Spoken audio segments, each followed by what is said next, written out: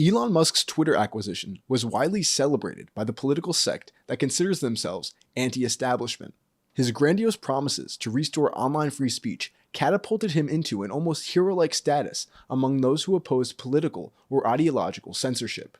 It's easy to fall into the trap of seeking out heroes, especially when our culture and political climate is so abysmal, corrupt, and unfair.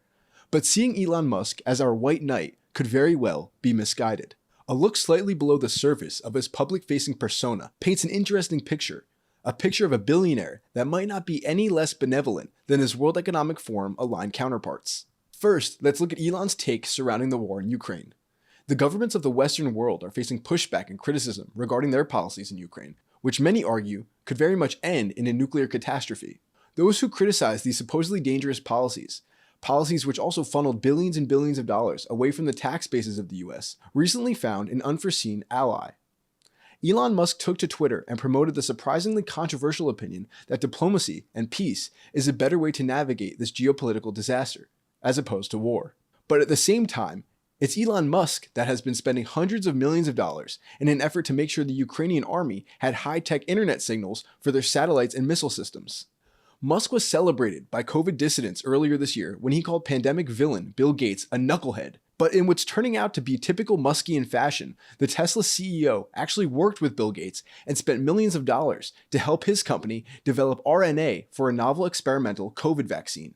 It turns out that Elon Musk is entirely aligned with the World Economic Forum's most consequential Great Reset type policies. First, here's Bill Gates talking about the prospect of a carbon tax. Yeah, it's absolutely a carbon tax if it's politically adoptable, if that can practically happen. A carbon tax at quite a high level that, has some resemblance to the green premiums for these products. So it'd have to be like $100 to $200 a ton. That sends out the clear market signal. Here's Elon Musk talking about the prospect of a carbon tax. $5.3 trillion a year, according to the IMF, every year. We need to move away from this and have a carbon tax. Then the question is, so what can you do? I would say whenever you have the opportunity, talk to your politicians, ask them to enact a carbon tax. Here's Barack Obama cheering for universal basic income, a pillar of the World Economic Forum's fourth industrial revolution. And a sense of place, and a sense of purpose. And so we're going to have to consider new ways of thinking about these problems, like a universal income. And here's Elon Musk talking about universal basic income. This is going to be a massive social challenge. And I think ultimately we will have to have some kind of universal basic income. Here's Great Reset chief Klaus Schwab on his transhumanist plan to insert microchips into people's bodies. Aujourd'hui, au bout de ça, on parle de puces qu'on pourra s'implanter. Ce sera quand ça? Certainement dans les 10 années à venir. Et d'abord, on va les implanter dans nos vêtements, c'est-à-dire wearables, comme on le dit. Et après, on pourrait s'imaginer qu'on les implante dans nos cerveaux ou dans notre peau. Et à la fin, peut-être il y a une communication directe entre notre cerveau et le monde digital.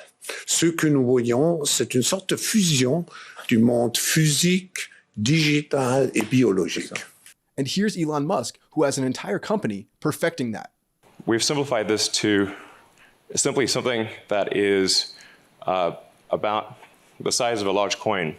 And it goes in your skull, replaces a piece of skull, and the wires then connect within a few centimeters or about an inch away from the device. To sort of simplify this,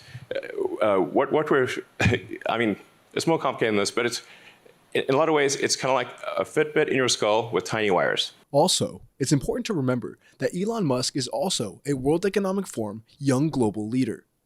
In a world where society watches too much television and too many movies, it's easy to become screen damaged or believe that just like in the movies, a hero with grand ideas is going to catapult humanity out of this trap and forward. But whether forward means carbon taxes, brain chips, universal basic income, and experimental vaccines is up to society. The Therefore, it's wholly unwise to celebrate anyone pushing for these ideas. For Rebel News, I'm Jeremy Lafredo. If you want to continue seeing the other side of the story, not the government narrative or the corporate media narrative, head to rebelnewsusa.com.